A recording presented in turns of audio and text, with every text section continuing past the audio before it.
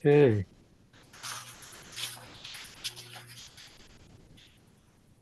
Very good. So let me just say to the people who might be watching this video later that we are continuing with our series of Yeats readings.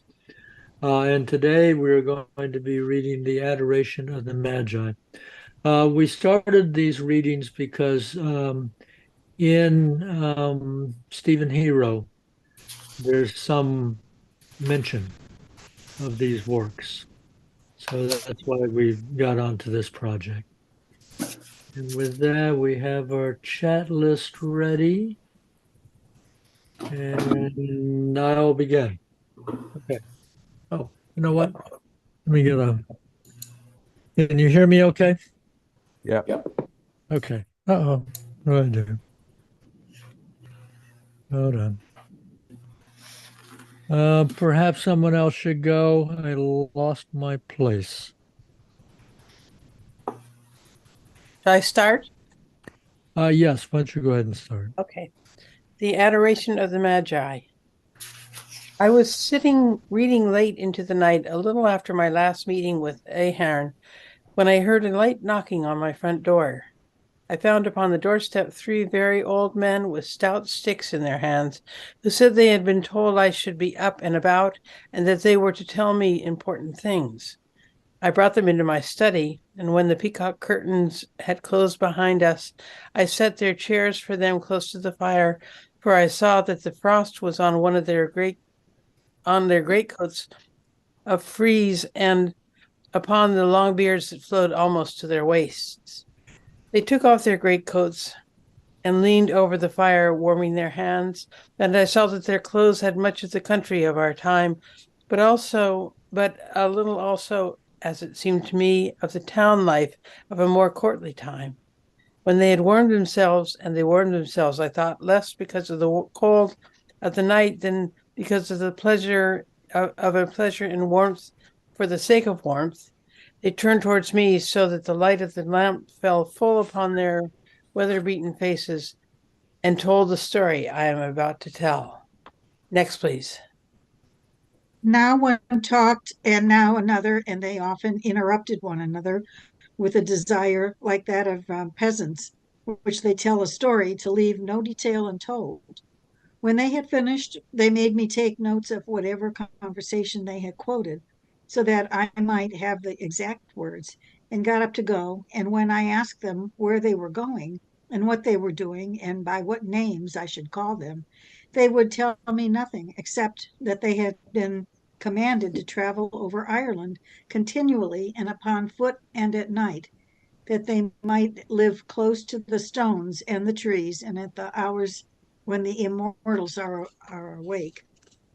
I have let some years go by before writing out this story, for I am always in dread of the illusions which come of that inquietude of the veil of the temple, which M. Mallarmé considers characteristic of our times, and only write it now because I have grown to believe that there is no dangerous idea which does not become less dangerous when written out in sincere and careful English.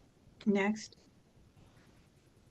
Three old men were three brothers who had lived in one of the Western islands from their early manhood and had cared all their lives for nothing except for those classical writers and old Gaelic writers who expounded an heroic and simple life. Night after night in winter, Gaelic storytellers would chant old poems to them over the poteen, and a night after night in summer, when the Gaelic storytellers were at work in the fields or away at the fishing, they would read to one another Virgil and Homer, for they would not enjoy in solitude, but as the ancients enjoyed. At last, a man who told them he was Michael Robartes came to them in a fishing boat, like St. Brandon, drawn by some vision and called by some voice, and spoke of the coming again of the gods and the ancient things. And their hearts, which had never endured the body and pressure of our time, but only of distant times, found nothing unlikely in anything he told them, but accepted all simply and happy. Next, please. Years passed, and one day, when the oldest of the old men who had travelled in his youth and thought sometimes of the other lands, looked out on the grey waters in which the people see the dim outline of the islands of the young, the happy islands where the Gaelic heroes live, the lives of Homer's Phoenicians. A voice came out of the air over the waters and told him of the death of Michael Robartes. While we were still mourning, the next oldest of the old men fell asleep whilst he was reading out the fifth eclogue of Virgil, and a strange voice spoke through him and bid them set out for Paris, where a dying woman would give them secret names, and thereby so transform the world that another Leda would open her knees to the swan, another Achilles, the leaguer Troy. Next. I was missing that piece. So when you said set out for Paris, where a woman who could reveal the secret names of the gods, which can be perfectly spoken only when the mind is steeped in certain colours and certain sounds and certain odours. But as whose perfect speaking the immortal ceases to be cries and shadows, and walk and talk with one like men and women. They left their island, at first much troubled at all they saw in the world, and came to Paris, and there the youngest met a person in a dream, who told them they were to wander about at hazard until those who had been guiding their footsteps had brought them to a street and a house, whose likeliness was shown him in the dream.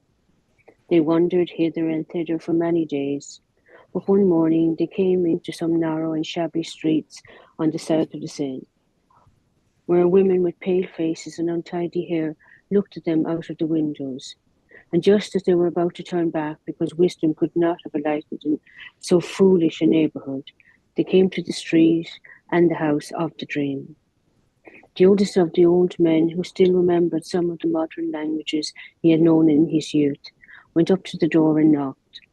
And when he had knocked, the next in age to him said it was not a good house and could not be the house they were looking for, and urged him to ask for someone they knew was not there and go away. Okay. The door was opened by an old, overdressed woman who said, "Oh, you are our three kingsmen from Ireland. She has been expecting you all day." The old men looked at one another and followed her upstairs, passing doors from which pale and untidy women thrust out their heads, and into a room where a beautiful woman lay asleep in a bed, with another woman sitting by her. Next, please. The old woman said, "Yes, they have come at last. Now she will be able to die in peace," and went out. "We have been deceived by devils," said one of the old men, "for the immortals would not speak through a woman like this." "Yes," said another, "we have been deceived by devils, and we must go away quickly." "Yes," said the third, "we have been deceived by devils, but let us kneel down for a while, for we are by the deathbed of one who has been beautiful." They knelt down, and the woman sitting by the bed whispered, as though overcome with fear, and with lowered head, "At the moment when you knocked, she was suddenly convulsed and cried out as I have heard a woman in childbirth, and fell backward as though in a swoon." Then they watched for a little the face upon the pillow, and wondered at its look as of unquenchable desire, and at the porcelain-like refinement of the vessel in which so malevolent a flame had burned. Next, please. Suddenly the second oldest of them crowed like a cock, till the room seemed to shake with the crowing. The woman in the bed still slept on in her death-like sleep, but the woman who sat by her head crossed herself and grew pale, and the youngest of the old men cried out, "A devil has gone into him, and we must be gone, or it will go into us also." Before they could rise from their knees, a resonant chanting voice came from the lips that had crowed and said, "I am not a devil, but I am Hermes, the shepherd of the dead. I run upon the errands of the gods, and you have heard my sign. The woman who lies there has given birth, and that which she bore has the likeness of a unicorn, and is most unlike man of all living things, being cold, hard, and virginal. It seemed to be born dancing, and was gone from the room well nigh upon the instant. For it is of the nature of the unicorn to understand the shortness of life. She does not know it has gone, for she fell into a stupor while it danced. But bend down your ears, and you may learn the names that it must obey. Next, please. I'm going to read something a little bit different. My text is quite different. Yeah. Mine Yeah. too. So let's see. Let me see if I can find out. I'm going to start here. Bow down before her, from whose lips the secret names of the immortals and of the things near our heart are about to come, that the immortals may come uh, again into the world. Bow down and understand that when they are about to overthrow the things that are today and bring the things that were tomorrow, they have no one to help them, but one whom the things that are today have cast out. Bow down and very low, for they have chosen for their priestess this woman in whose heart all follies have gathered, and whose body all desires have awaked. This woman who has been driven out of time and has laid upon the bosom of eternity. After you have bowed down, the old things shall be again, and another Argo shall carry heroes over the sea, and another Achilles beleaguer another Troy. The voice ended with a sigh, and immediately the old man awoke out of sleep and said, "Has a voice spoken through me, as it did when I fell asleep over my Virgil, or have I only been asleep?" So if someone has this text, uh, okay, Katrina. I do. So I Yeah. follow. Okay. Yeah. The oldest of them, wait, right? Yes. The oldest of them said, "A voice has spoken through you. Where has your soul been while the voice was speaking through you?" "I do not know where my soul has been, but I dreamed I was under the roof of a manger, and I looked down and I saw an ox and an ass, and I saw a red cock perching on a hay rack, and a woman hugging a child, and three old men in armor studded with rubies, kneeling with their heads bowed very low in front of the woman and the child. While I was looking, the cock crowed, and a man with wings on his heels swept up through the air, and as he passed me, he cried out, 'Foolish old men, you had once all the wisdom of the stars.' I do not understand my dream or what it would have us do, but you who have heard the voice out of the wisdom of my sleep know what we have to do." Next, please. Then the oldest of the old men told him they were to take the parchments they had brought with them out of their pockets and to spread them on the ground. When they had spread them on the ground, they took out of their pockets their pens made of three feathers, which had fallen from the wing of an old eagle that is believed to have talked of wisdom with St. Patrick. "He meant, I think," said the youngest of the old men, as he put their ink bottles by the side of the rolls of parchment, "that when people are good, the world likes them and takes possession of them. And so eternity comes through people who are not good or who have been forgotten. Perhaps Christianity was good and the world liked it. So now it is going away and the immortals are beginning to awake. What you say has no wisdom," said the oldest of the old men, "because if there are many immortals, there cannot be only one immortal." Next. Then the woman in the bed sat up and looked about her with wild eyes, and the oldest of the old men said, "Lady, we have come to write down the secret names." And at his words, a look of great joy came into her face. Presently she began to speak slowly and yet eagerly, as though she knew she had but a little while to live, and in the Gaelic of their own country, and she spoke to them, many secret powerful names, and of the colors and odors and weapons and instruments of music and instruments of handicraft belonging to the owners of those names, but most about the She of Ireland and of their love for the cauldron and the whetstone and the sword and the spear. Then she tossed feebly for a while and moaned, and when she spoke again, it was in so faint a murmur that the woman who sat by the bed leaned down to listen. And while she was listening, the spirit went out of the body. Next, please. Go ahead. I missed some there, yeah. Yeah. Yeah, that was very different. Yeah. Oh, Yeah. you want me to continue for a moment? You might as well have done it, yeah. Okay. Yeah, there isn't much left. Don't know, yeah. What you say has no wisdom, said the oldest, because if there are many immortals, there cannot be only one immortal. Then sorry, I think we had that already, didn't we? Yeah, Yes. yes. Yeah. Then the oldest of the old men said in French to the woman who was still bending over the bed, there must have been yet one name which she had not given us, for she murmured a name while the spirit was going out of the body. And the woman said, she was but murmuring over the name of a symbolist painter she was fond of. He used to go to something he called the Black Mass, and it was he who taught her to see visions and to hear voices. She met him for the first time a few months ago, and we have had no peace from that day because of her talk about visions and about voices. Why, it was only last night that I dreamed I saw a man with a red beard and red hair and dressed in red standing by my bedside.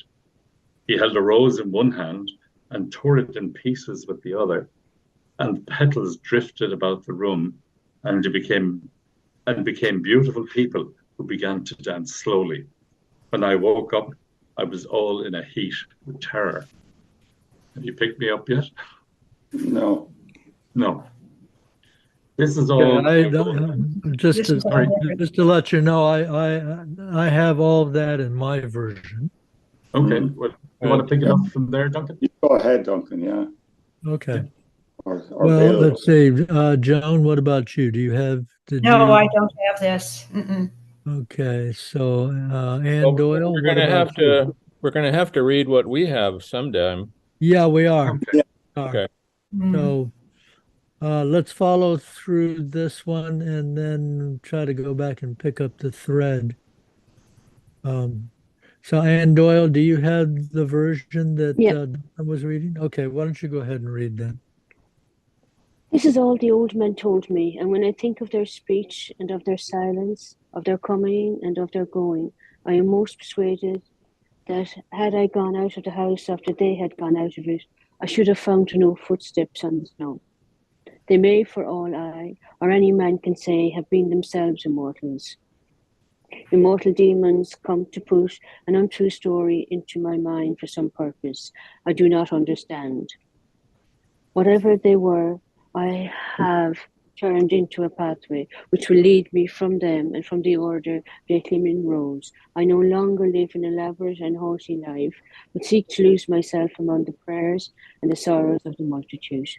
I pray best in poor chapels where the frieze coats brush by me as I kneel. And when I pray against the demons, I repeat a prayer which was made, I know not how many centuries ago, to help some poor Gaelic man or woman who had suffered with a suffering like mine.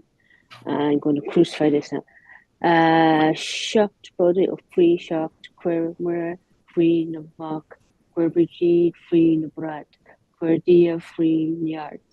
Idir Pretty good. Very funny. She is here. Idem shin shang to a queer. 7 Peters 7 times. Send Mary by her son. Send Bridget by her mantle. Send God by his strength. Between us and the fairy host. Between us and the demons of the air. That's it. So we'll go back up a few bits. Okay, so that's the end of That's one the of end the of it. versions. Yeah. End of our text. So You the have a other different version, text. I'm assuming there's only one other version, but I could be I wrong think there. what he did was he probably entered other kind of more of it into the version we have, that has a longer version that you're reading, but some of it is similar. Yeah, even the last bit there, I had some of that. Yeah. But obviously, he has inserted stuff along the way when he was revising it or something like that. Yeah. Did we read that the woman on the bed moved as in a dream? No, that's in our version. They don't Yeah. have that version. I Okay. don't have that. So, those of you who have that version, pick up the thread as best you can. Then the woman on the bed moved as in a dream and held out her arms as though to clasp the being that had left her, and murmured names of endearment, and yet strange names: harsh sweetness, dear bitterness, oh solitude, oh terror, and after lay still for a while. Then her voice changed, and she, no longer afraid and happy, but seeming like any dying woman, murmured a name so faintly that the woman who sat by the bed bent down and put her ear close to her mouth. Then this picks up some of what you guys had. The oldest of the old men said in French, "There must have been yet one name which she had given us, for she murmured a name while the spirit was going out of the body." And the woman said, "She was merely murmuring over the name of a symbolist painter she was fond of. He used to go to something he called the Black Mass, and it was he who taught her to see visions and to hear voices." And I think the end is pretty much what Anne read, Yeah. with one or two changes. Just a word or so. Yeah. Okay.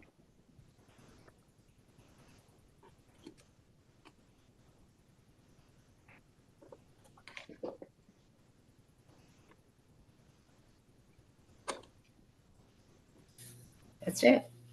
Yeah. So, Oh, yeah. So has he led us on I mean, talking about all three stories now, has he led us on kind of a merry goose chase, only to come back to simple faith of the peasants? Mm. well, I think this is where we go back to Stephen Hero, Hmm. and this is Did where, you find the reference, Bill? yeah. Um, Can you share? well, in my volume, in my edition, it's on page 176 and following. Um, he's with Cranley. And I think, let's see if I can find that.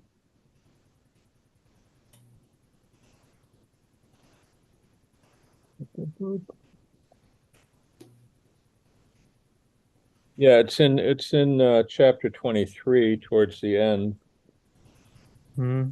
Cranley stood beside him and watched his pose with an expression of bitter satisfaction on his face. During his wanderings, Stephen came on an old library in the midst of those sluttish streets which are called Old Dublin. The library had been founded by Archbishop Marsh, and though it was open to the public, few people seemed aware of its existence. The librarian, delighted at the prospect of a reader, showed Stephen niches and nooks inhabited by dusty brown volumes. Stephen went there a few times a week to read old Italian books of the Trecento. He had begun to be interested in Franciscan literature. He appreciated, not without pitiful feelings, the legend of the mild heresiarch of Assisi. He knew by instinct that Saint Francis's love chains would not hold him very long, but the Italian was very quaint. Elias and Joachim also believed the half history. He had found on one of the carts of books near the river an unpublished book containing two stories by W.B. Yeats. One of these stories was called The Tables of the Law, and in it was mentioned the fabulous preface which Joachim, abbot of Flora, is said to have prefixed to his eternal gospel. This discovery, coming so aptly upon his own researches, induced him to follow his Franciscan studies with vigor. He went every Sunday evening to the church of the Capuchins, whither he had once carried his disgraceful burden of his sins to be eased of it. He was not offended by the processions of artisans and laborers around the church, and the sermons of the priests were grateful to him as much as the speakers did not seem inclined to make much use of their rhetorical and elocutionary training, nor anxious to reveal themselves, in theory at least, men of the world. He thought, in an unseasoned mood, that these men might be nearer to his purpose than others.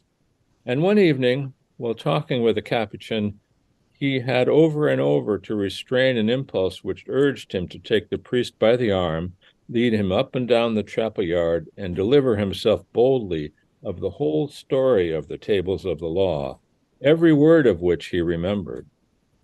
Considering Stephen's general attitude towards the church, there was certainly a profound infection in such an impulse, which it needed great efforts of his intelligent partner to correct. He satisfied himself by leading Lynch round the enclosure of Stephen's Green and making that young man very awkward by reciting Mr. Yeats' story with careful animation. Lynch said he didn't know what the story was about, but afterwards, when safely secluded in a snug, he said that the recitation had given him immediate pleasure, or immense pleasure. "These monks are worthy men," said Stephen. "Full round men," said Lynch. "Worthy men. I went a few days ago to their library. I had great trouble getting in. All the monks came out of different corners to spy at me. Father Guardian asked me what I wanted. Then he brought me in and gave himself a great deal of trouble going over books. Mind you, he was a fat priest, and he had just dined, so he really was good-natured. Good, worthy man. He didn't know in the least what I wanted or why. I wanted it, but he went up one page and down the next, with his finger looking for the name and puffing and humming to himself, Jacopone, Jacopone, Jacopone, Jacopone. Haven't I a sense of rhythm, eh?" Stephen was still a lover of the deformations brought by dusk. Late autumn and winter in Dublin are always seasons of damp, gloomy weather. He went through the streets at night, intoning phrases to himself. He repeated often the story of the tables of the law and the story of the adoration of the Magi. The atmosphere of these stories was heavy with incense and omens, and the figures of the monk errants, Ahern and Michael Robarte, strode through it with great strides. Their speeches were like the enigmas of a disdainful Jesus. Their morality was infrahuman or superhuman. The ritual they had laid such store by was so incoherent and heterogeneous, so strange a mixture of trivialities and sacred practices, that it could be recognized as the ritual of men who had received from the hands of high priests, anciently guilty of some arrogance of the spirit, a confused and dehumanized tradition, a mysterious ordination. Civilization may be said indeed to be the creation of its outlaws, but the least protest against the existing order is made by the outlaws in whose creed and manner of life is not renewable, even so far as to be reactionary. These inhabit a church apart. They lift their thuribles wearily before their deserted altars. They live beyond the region of mortality, having chosen to fulfill the law of their being. A young man like Stephen, in such a season of damp and unrest, has no pains to believe in the reality of their existence. They lean pitifully towards the earth like vapors, desirous of sin, remembering the pride of their origin, calling to others to come to them. Stephen was fondest of repeating to himself this beautiful passage from the tables of the law. "Why do you fly from our torches which were made out of the wood of the tree under which Christ wept in the gardens of Gethsemane? Why do you fly from our torches, which were made of sweet wood after it had vanished from the world, and come to us who made it of old times with our breath? That's pretty much all of the reference, because then it changes and says a certain extravagance began to tinge his life. Yes. It goes on from there. So what his fascination or his interest was may have just been its mystery, its sort of mysterious, ethereal, mystical, I suppose, I don't know, atmosphere, which kind of mirrored the season in Dublin at the time of late, fall and winter, the gloomy, wet, dark, cold days when, and maybe towards like Samhain, when the veil is the thinnest and the spirits are able to make contact with us humans. I don't know, maybe he was kind of feeling that as an impulse. I don't know.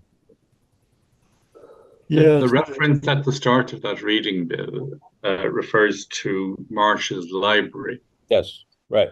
I was just wondering, Duncan, did you get the set of notes I sent you over the weekend I from did. last week? Very good. You probably, if you've had a chance to look at it, there's a reference there to an exhibition that was done in Marsh's library. Marsh's library, by the way, for anybody who doesn't know, is the oldest library in the world. And it's tucked away beside St. Patrick's Cathedral near Christchurch. But this exhibition is online, and it's basically about the connections between Joyce and Dante. And a lot of the literature that Joyce wrote is contained in that library. So just thought I'd mention that. And you can just see it online, can you? Can you just see go it online online? Yeah. Oh, I can send you the connection if you want to give me your email address. Yeah, or you can type it in the chat if that's or put it in convenient. the chat and I can pick it up from there. Thank you. Yeah, if you put it in the chat, then whoever is interested can just click on the link and it'll open up in a browser, and then just leave your browser open and look at it later. Yep. Yeah, I had this thing about Marsh's library. I mean, Thank you. I have the thing that was, as Joyce was kind of separating from the church. This is complete fantasy, by the way. But as Joyce is separating from the church, one of the stepping stones was Marsh's library, where he would go and read the old religious books. And this is where he began to have a deep understanding of the rhetoric of the theologians. So, which is an important thing to understand. I mean, if you're a student of rhetoric and you read in a particular area, and then you begin to understand how the persuasion of the argument goes, and you also gain a certain amount of freedom from the persuasion. So, at least in my mind, Marsh's library is an extremely important experience for Joyce, and going deep enough into the church that he could actually begin to separate himself by understanding how the sound and the rhetoric worked on people.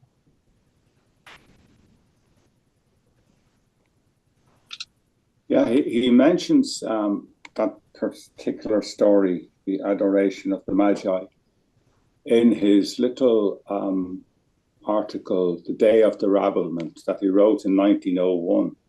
Mm-hmm. And it was a kind of against the Irish theatre, which he thought was becoming too Irish. Although he had gone to first production of the Irish Literary or the Irish Theatre Society, which was before the Abbey was founded, and he'd gone to the Countess Kathleen. And you may remember I think it's in Portrait of an Artist, where he's invited to sign a petition against the Countess Kathleen, and he refuses. Mm-hmm. And Joyce actually went to that play and he enjoyed it. It was Yeats' play. But he thought they were going too far then in the following plays. So he wrote this article in 1901, The Day of the Rabblement, which he considered. And he says and he mentions the Adoration of the Magi, and he says it could have been written by one of the Russian masters, and that's how he kind of described it and how he really liked it. And then there was, when Yeats was getting it reprinted, he put in a little note at the a kind of a preface to one of the reprintings, and he said, "I do not think I should have reprinted them had I not met a young man in Ireland the other day who liked them very much, and nothing else that I have written." So he obviously had met Joyce and had been talking to him about this, and so that's just that was in 1901, and so it was really, I suppose Joyce was really impressed by this. But do you understand? I don't. I don't know. I don't understand why he would have been fascinated, frankly. No, and why he said there where Bill was reading again, he said, I know the tables of the law. I know every line, and I kind of, I don't, and I don't know why. But I suppose we're looking back on it. Perhaps at that time, Joyce was very young, and Yeats was really caught up in this to a great degree. So it may have been a different time that they were writing in, and they both saw something in it, or we are probably so far removed from it that we don't quite grasp the kind of feeling of those two people at the time. It's remarkable that he would have had it by heart, had both of those stories by heart, and could just recite them. That's how I know he was a quick study, but that's what an impression it must have made on him. Yeah. For that to be the case, but I looked in. I tried to find something in his collection of letters, but the indexes are not particularly helpful in that regard, to see if he ever mentioned these two stories elsewhere, in to his brother or to anyone else. And I haven't found any yet, but I'll keep looking. I wonder, is the reference to knowing something by heart a slight exaggeration? That now we know he was a fantastic linguist, but was he just able to paraphrase these stories and basically knew them from start to finish rather than verbatim? I don't know. I guess I take him at his word. If he talks about how you could do it with animation and with emphasis, and it didn't sound to me as if he was just recounting a story, but actually retelling the story. Okay. But I could be wrong. And are we talking, Marleme is mentioned, or we're talking about the symbolist poet Marleme, right? Yes. The poet, the painter might have been Moreau, that she was involved with, that the woman was involved with, Gustave Moreau. whose paintings are mysterious and uh, and beautiful, and as my wife says, over the top, in much the same way that Yeats's writing is a bit over the top. And maybe that's why maybe that. Yeah, and I think that Yeats met Mallory in Paris when he was there, one of the people that he met. Mm-hmm.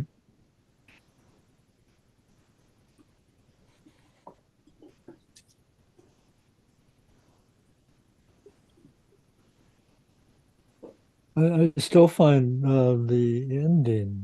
today's ending, well, a couple of things that are rather mysterious. I mean, the two versions are quite different, so I wonder which was written when.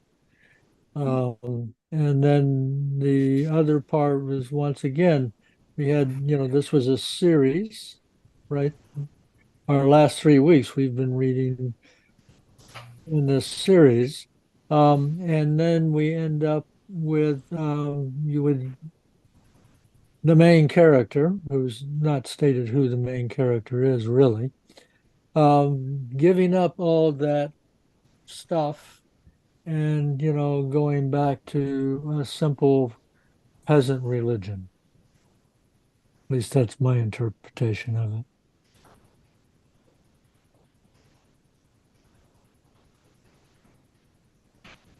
Yeah, where he says, I pray best in poor chapels. Yeah. And he also says that he gave up a lot of his stuff. Demons. I no longer live an elaborate and haughty life, but seek to lose myself among the prayers and sorrows of the multitude. Which is a far distance from the first story that we read. You remember he had his room and he had all his what sounded like very valuable collection of gods and goddesses and symbols and occult stuff where he would reside all day with the curtains closed.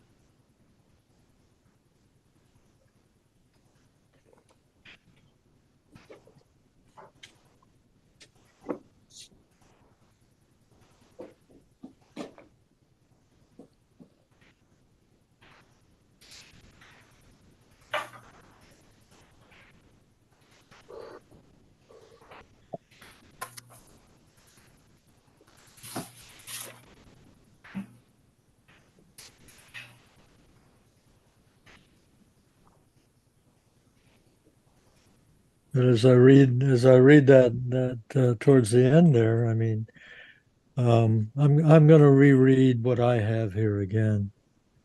This one page. This is all the old men told me.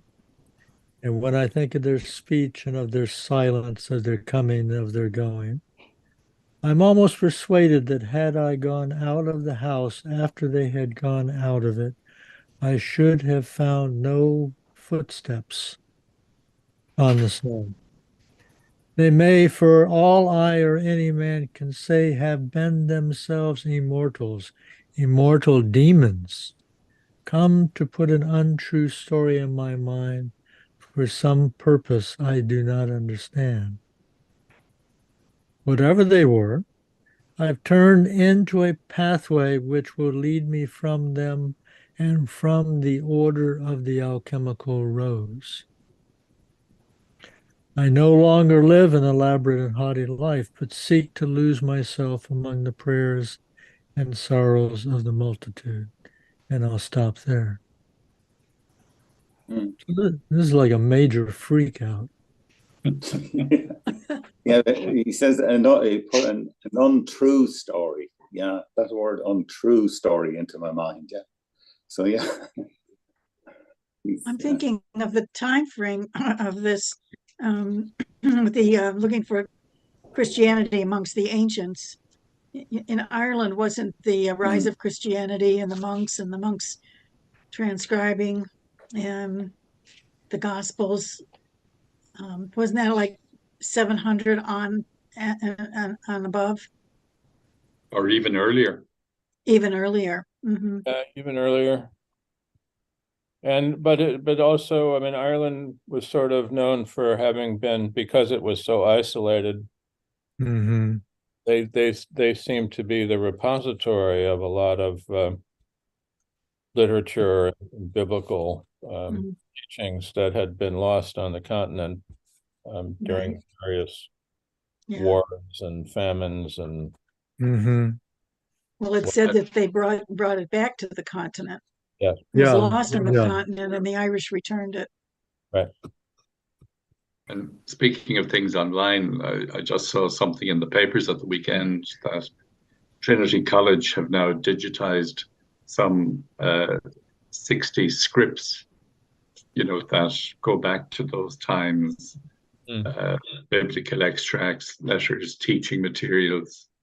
And if I can find it, I will put it in the chat box. Right. Okay. Good.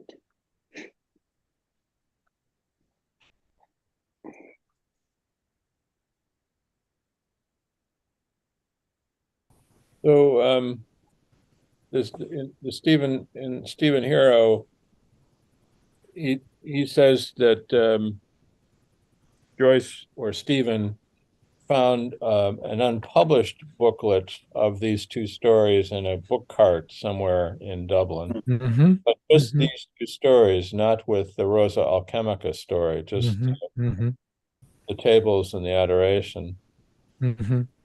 So I would assume those would have been an early draft or an early version of Yeats, maybe published by his sisters in the year of the great wind, as Joyce used to joke about the weird sisters, Yeats's weird sisters at Cool. Would you go into that a little bit? I'm not quite sure what you're referring to. Oh, I just I know in Ulysses, Stephen makes some comment about published something Yeats. I mean, his sisters had their own printing press and did publish a lot of Yeats's works, poems, and stories for sale, often with illustrations or woodcuts. And Stephen just makes some comment about, and maybe it's in the library episode when he's talking about Shakespeare. He makes some offhand comment about the weird sisters printing a book in the year of the great wind or something. And the great wind was a meteorological phenomenon in Dublin, which it occurred in late 19th century, but I can't remember what year. Anyway.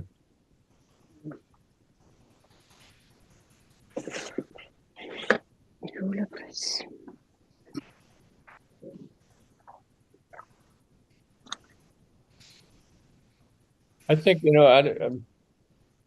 all of this was sort of the same time that Stephen / Joyce was really seriously questioning his faith and the church. And I can see how this would appeal to him in that regard.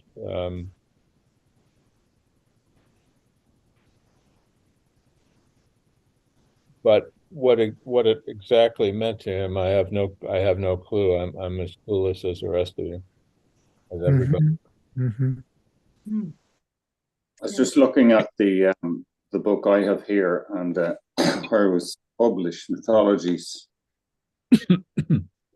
and it says Touchstone, Rockefeller Center, 1230 Avenue of the Americas, New York. Copyright 1959, by Mrs. W.B. Yeats. Mhm. Copyright renewed 1987 by Anne Yeats. So that's the version I have of those mythologies. I have that same one. Yeah. My version is by the Macmillan Company, 1959, first Okay. printing, and it just says copyright Mrs. W.B. Yeats, 1959, first printing. Yeah. But so the first American printing was Macmillan of mythologies. Hmm. It'd be interesting to know which version that we were reading today Yeah. was Yeah. first and which was Yeah. second. Because My guess is the one you were reading was a later version of Yeats's, So but I don't know when he did it. But it would have been actually in the 20s, probably, because this version in mythologies is dated 1897. And I know he worked on it a great deal afterwards.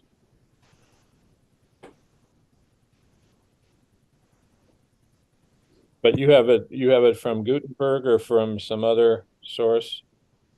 I just have it from the complete works of William Butler Yeats. Here, I have a note in my book that might explain some of the differences. Um, let's see where to start. No,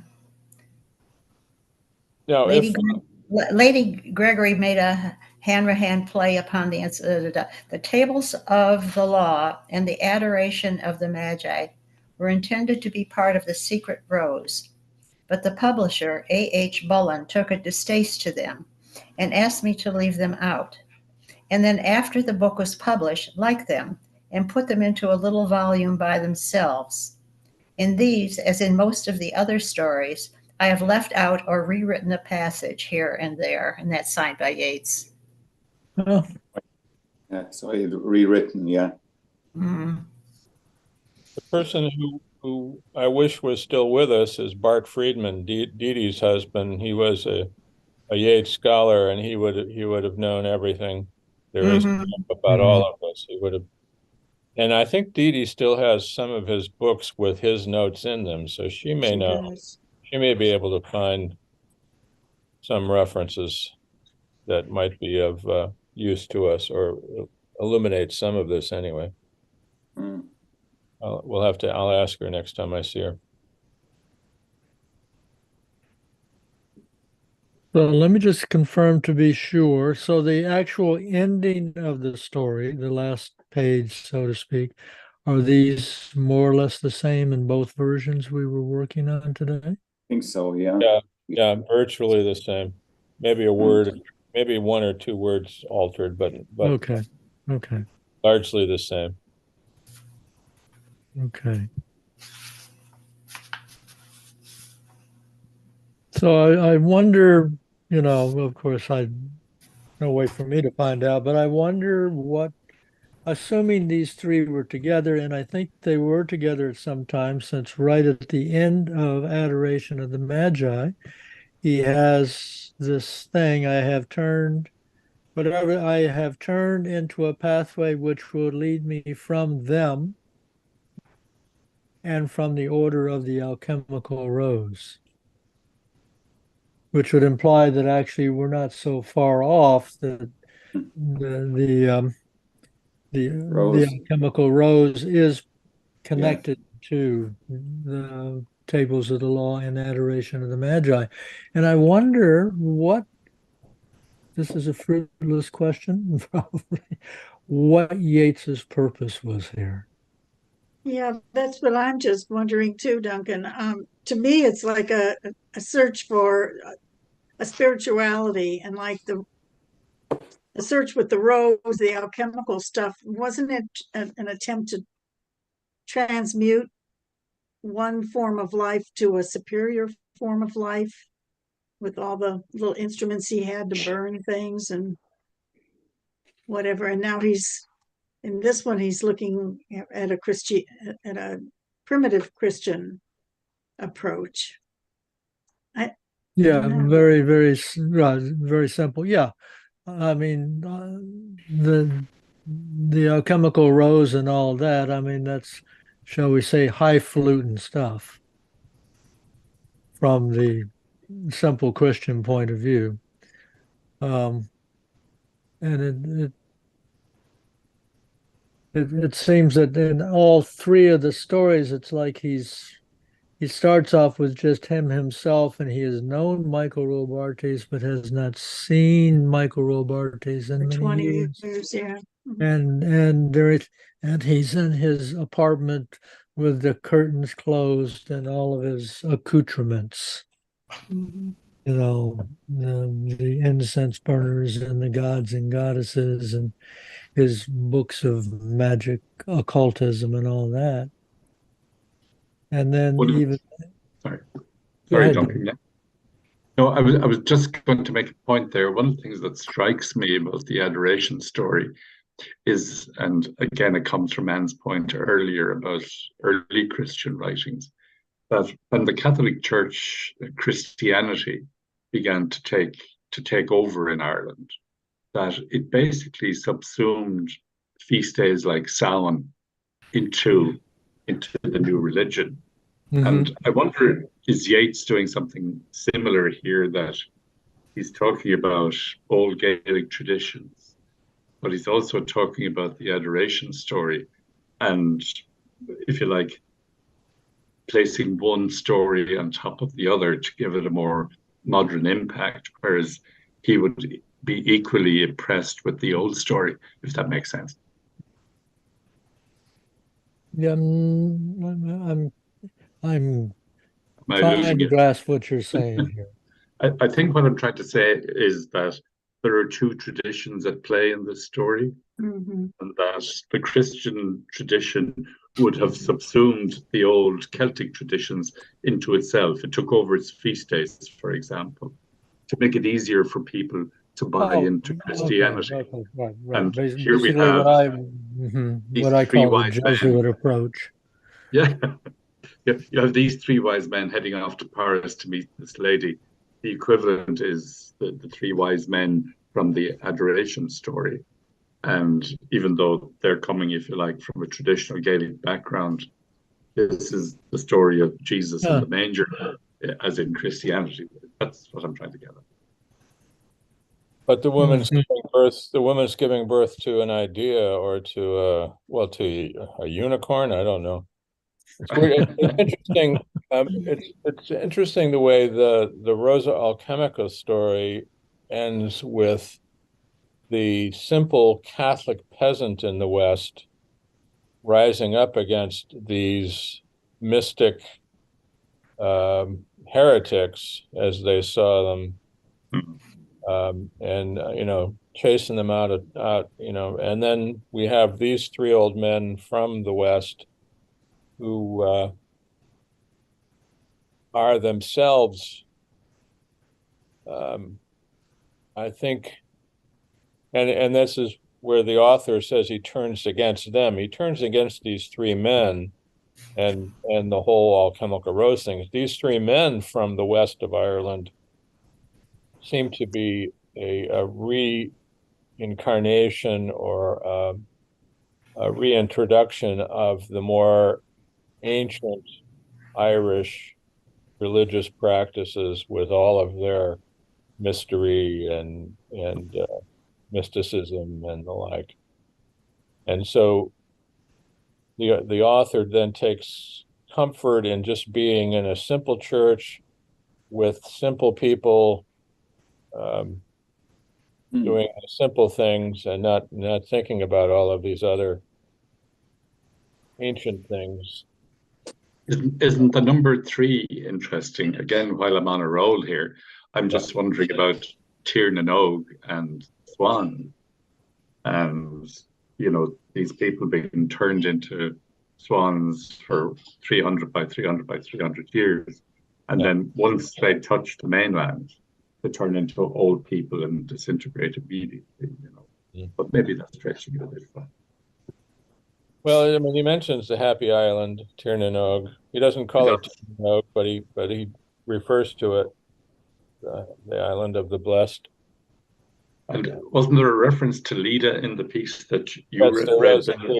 Yeah, the Leda, which would have been the swan as well. Yeah, But certainly the Greek tradition, not the Irish, but true. Hmm. You drive yourself crazy with this. yeah. Maybe that's what's intended. Certainly, that's what Joyce intended. Well, there's to my experience, there's been such like conflict between Yeats and Joyce wanting to go forward into a more modernist, more continental style of thinking and writing and experience, and Yeats going back into um, The Celtic ancient, twilight. the Celtic Celtic, twilight, yeah. Celtic twilight. I don't see it. To me, I don't know anything about the Celtic twilight. That's why I want to read more about it. But to me, if it is part of the Irish history, it should be preserved. And I give Yeats credit with Lady Gregory for their emphasis on recording this kind of thing. It may not be to everybody's taste, and it may not be even comprehensive to us from a more modernist age, but I'm glad they did that. They certainly highlight a lot of the figures that are like Kathleen, what you say, Kathleen, and the others. I don't know, or McCool or whatever. I'd like to know more about it because I think it should be pertinent if it is part of Irish history. That would be something that would be interesting to read together, the Finn McCool stories. That's the sagas, yeah. Yeah. Or the Ton. Yeah. Yeah. Yeah. Yeah. Yeah, great. And Joyce certainly makes use of all of those stories, Mhm. especially in Finnegan's Wake, but also in everything he writes. I think he certainly knew them. Interesting that you mentioned the time, but this year is the 50th anniversary of the musical album, The Time, by Horselips, if you've ever heard of it. I have the Have you? Yeah. I have We the could old play that in the background while we're reading The Time. yeah.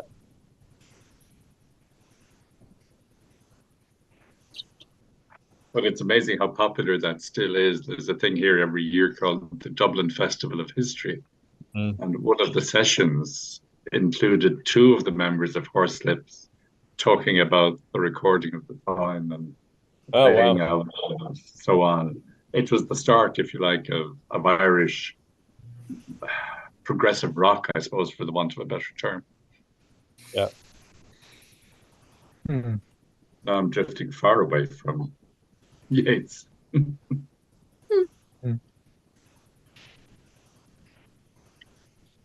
So going to the poem, the English version of the poem Mm. at the very end. Yeah. Which is a very literal translation of the Yeah. of the Irish. Mhm. And am I understanding, send God by his strength between us and the fairy host, between us and the demons of the air? And these Yeah. sound like protection prayers. It sounds like a protection prayer, Mm. basically. Yeah, it's I guess I don't know if it's an actual Gaelic prayer that Yeats found or if he'd created it himself, but it's a little like St. Patrick's breastplate, but simpler. Mm. Um,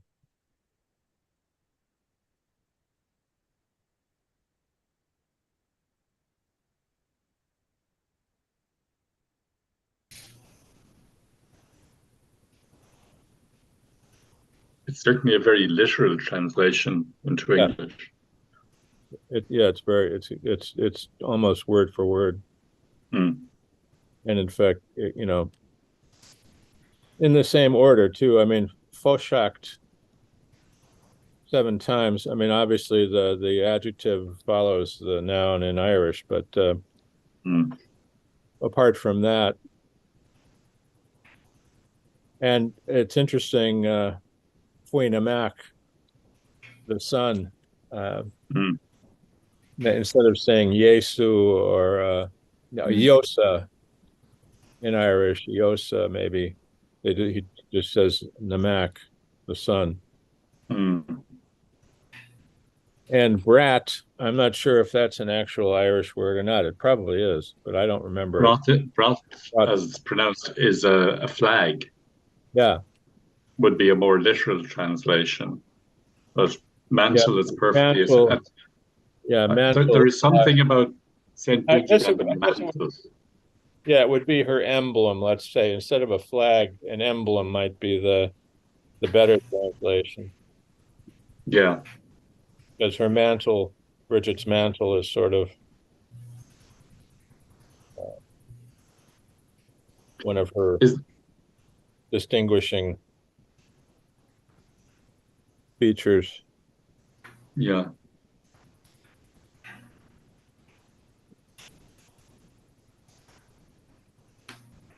Oh boy, you guys. And the apostrophe Sin Shan or Sin San, Shin San. I mean, Shin San, yeah. Yeah. The apostrophe is for Agus. And the an is the article. So it would be Shin Agus on Sluagui or Shin Agus on Sluashia.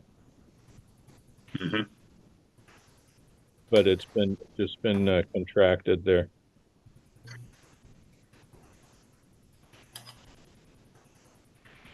And the EIDIR, I would have always shortened to IDIR. IDIR, yeah.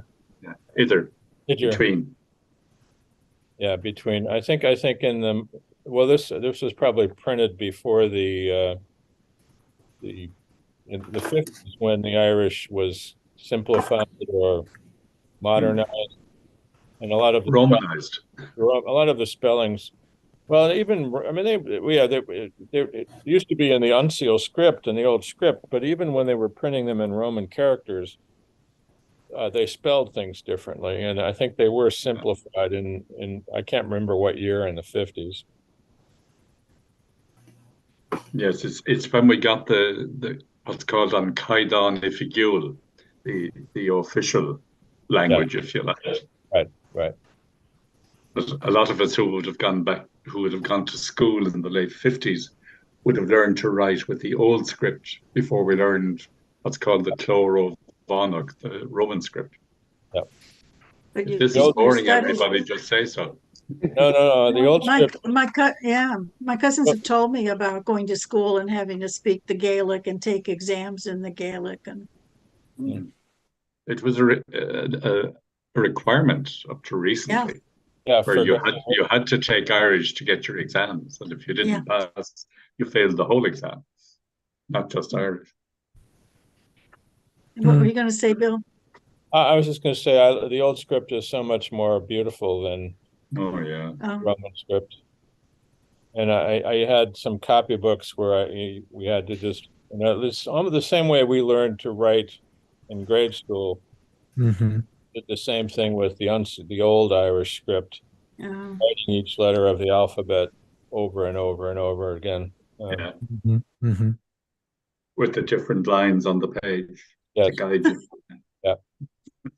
This poem at the end is interesting. I've read it again now. It's like calling on the saints and Mary and God of the New Testament, let's say, and then asking for intervention for them to screen the fairies and the demons of the what is it, the Celtic Twilight, a belief in a spirituality that is part of the earliest culture. Mhm. At No, least the feeling that I get is that he's actually asking for protection from the fairy host. So, I mean, it's one thing to preserve the past and to have the stories. And it's another thing to have those stories be the religion or the guiding philosophy or something like that. And coming at the end of this particular story, it's like he wants a little protection, a little separation there. At least that's the feeling it gets to me. Although it's very curious that right after he mentions send Mary by her son, send Bridget by her mantle. So he's keeping a little bit of that past. Bridget is good. He's not sure about, the other fairy host though. well, Bridget's a saint. She's not a fairy. She's a Oh, Christian. okay. She's Right. She's a Is it? Christian. a Christian Oh, saint. she's a Christian. Okay, I thought she Yeah. was the ancient goddess, No, no, no. cultic goddess. Okay, thank you for I think, helping with that. sorry, Bill, but I think you're right, Duncan. The original Bridget was a goddess. And going back to what I was saying earlier, where Christian traditions are imposed, Saint Bridget then takes over that role as a Hmm. real person. And if you go to Kildare today, where her church is, the remains of that church are still there. But she does go back to sort of pre-Christian times, Pre-Christian times, right? Yeah, Right. Hmm. that's where the goddess part comes from. Okay. But I think in this prayer, it's Saint Bridget that's being invoked for protection. Okay. Yes, Yeah. yeah, Hmm. Um, and it's interesting. I think this is probably an argument that was made to Joyce by many of his Jesuit uh, teachers and priests, is that just pray for strength against your, all James had to do was pray for protection against these ideas about his loss of faith, and Hmm. that would have been the advice he'd have gotten, I'm sure. Just pray for strength Hmm. Hmm. against these notions, these strange ideas that are coming to you, because they're the work of the devil. They're demonic. They're not. Hmm. Hmm. just going back to Bridget again, in ancient Irish mythology, she was a fire goddess, but she was subsequently canonized into the Christian religion. But there's a perpetual flame burning for her in the church in Kildare that I mentioned. Okay. There wasn't a more recent incarnation of a woman named Bridget who actually was a saint. Oh, yes, yeah, Okay, there that's was what I was that saying. also. Okay. She's superimposed upon it. Saint Bridget is the patron saint of babies, blacksmiths, boatmen, cattle farmers, children whose parents are not married, children whose mothers are mistreated by the children's fathers, dairymaids, dairy workers, fugitives, Ireland, Leinster, mariners, midwives, milkmaids, nuns, poets, poor, poultry farmers, etc., etc. As it says That's here, great. That's she's a quite a busy collection saint. there. That's an interesting collection there. It sure is, yeah. Yeah. There are also Also, holy wells that are associated with Saint Bridget, but there are That's the right. older, but they go back to the older goddess. And mhm. there's Bridget's bed. Yeah. Okay. I found it also interesting. I wanted to mention that I liked the idea of the three old men having their doubts. Yes. Like when they traveled to Paris and they traveled to the neighborhood and they're saying, this can't be right. This can't be the place. This is and that happens a couple of times where they're having the three old men themselves having doubts. I'm going to assume that all three stories are in the brain of the narrator. They're all dreams, and that all the characters are part of the same person who's dreaming. Um, and that this is almost like a Jungian transformation through dreams of a person who's isolated because of his arrogance and haughtiness, and then through the stories, it's transformed so he's able to go back among the regular folk and the simple beliefs, blah blah blah.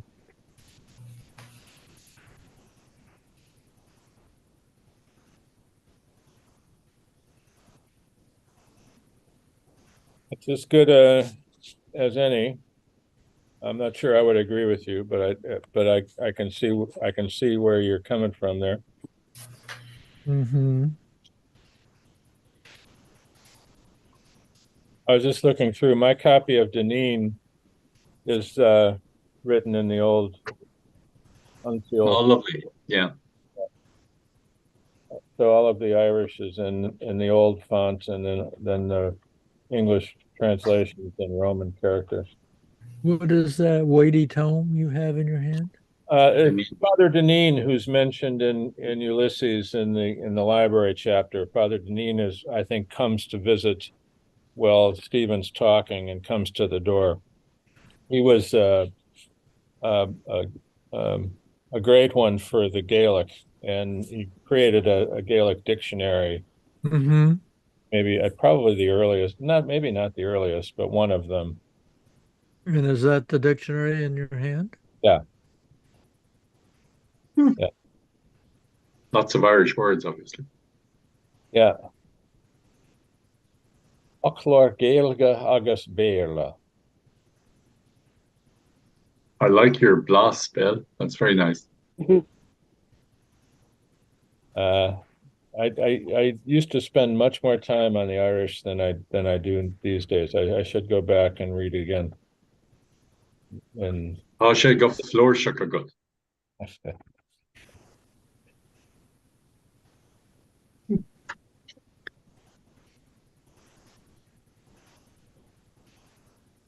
Well, this has been really interesting. Certainly has. Yeah. We went down many byroads and highways during this Yeah. session, Yeah, Yeah, for yeah, sure. but it's been great. So my understanding is that we will begin reading The Dead next Yeah. Monday. Is that correct? Mhm. Looking forward Yeah. to that. good. Yep. Yeah. And we can have, just as we've been having, we can have a little bit of discussion at the beginning of both of the readings of The Dead before we get on the video about, what shall we do to begin the new year? Mm. And, will it be something to do with the fathers of Yeats and of Joyce, or another project that would be interesting? Or the brother, Or the brother. Yeah. Yeah. A brother's keeper, yeah.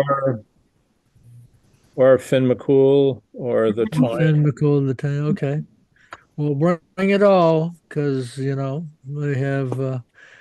have as many Mondays as we want to do all this. Yes. Okay. Shall we wrap it up for today? yeah. Okay. Yeah. Thank Thank you, Don. Everybody.